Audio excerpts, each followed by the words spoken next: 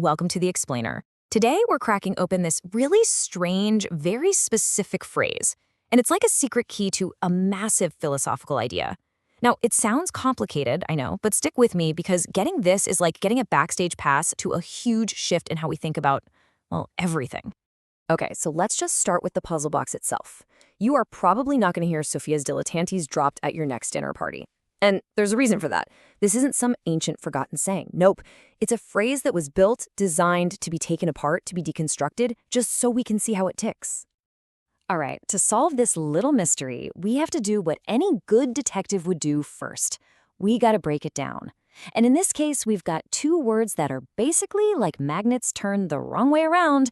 They are actively pushing against each other.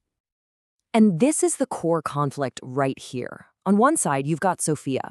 Think profound, serious, this lifelong quest for one single capital T truth. And on the other side, you've got the dilettantes, the dabblers, the people who play with ideas just for the fun of it, with zero commitment to becoming a master. Okay, let's zoom in on Sophia. This is the heavyweight champion of philosophy, right? It's the Greek word for wisdom. And for centuries, it represented the ultimate goal. You know, a final, complete, totally unified understanding of the entire universe, all achieved through pure logic and reason.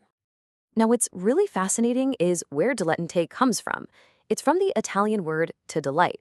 So originally, it wasn't an insult at all. It just meant somebody who was into art or knowledge for the pure joy of it. It was only over time that it kind of got a bad rap, implying someone who just dabbles and isn't serious. So you have this sacred, serious quest for wisdom, and then you have the casual, pleasure-seeking dabbler. The phrase Sophia's dilettantes deliberately smashes them together. And what happens when you do that? Well, you get this incredible intellectual friction. It's a contradiction, and it's designed to make you stop and go, wait a minute. It forces you to ask, how can the most profound thing in the world, the search for truth, be treated like it's just a game? And, there is a word for this kind of thing. It's an oxymoron, like deafening silence or living dead. But here, the oxymoron isn't just some clever wordplay. It's the actual engine that drives the entire meaning of the phrase.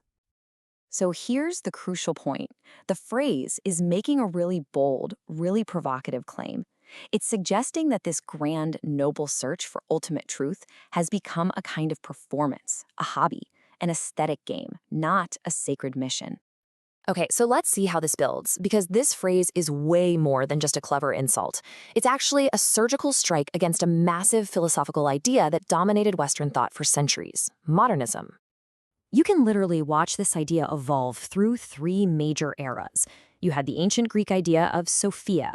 Then, during modernism, that idea gets supercharged into this belief in a single grand story of human progress toward one final truth. But then, postmodernism shows up, looks at that grand story, and basically asks, says who? See, modernism was all about these things called meta-narratives, or grand narratives. These are the big, all-encompassing stories that claim to explain everything, like the inevitable march of science, or the ultimate triumph of reason. Postmodernism is super skeptical of these one-size-fits-all explanations.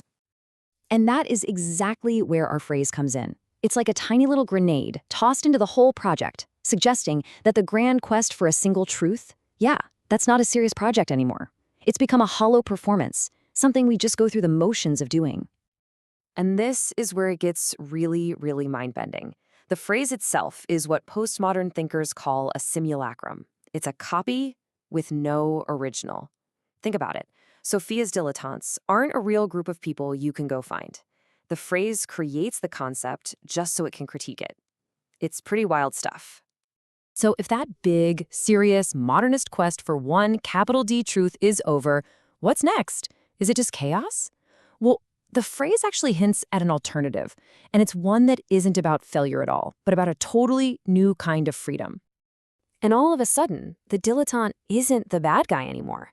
In this new way of thinking, the dilettante is actually a kind of hero. There's someone who rejects that crushing pressure of finding the one right answer and instead celebrates having lots of different smaller truths.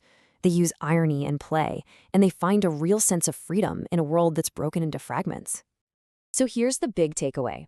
The search for knowledge doesn't just stop, it transforms. It goes from being this sacred, straight line toward one single destination to being a delightful, fragmented, and playful exploration that has no finish line. It's all about the joy of the game itself. And that leaves us with one last really fascinating question to chew on.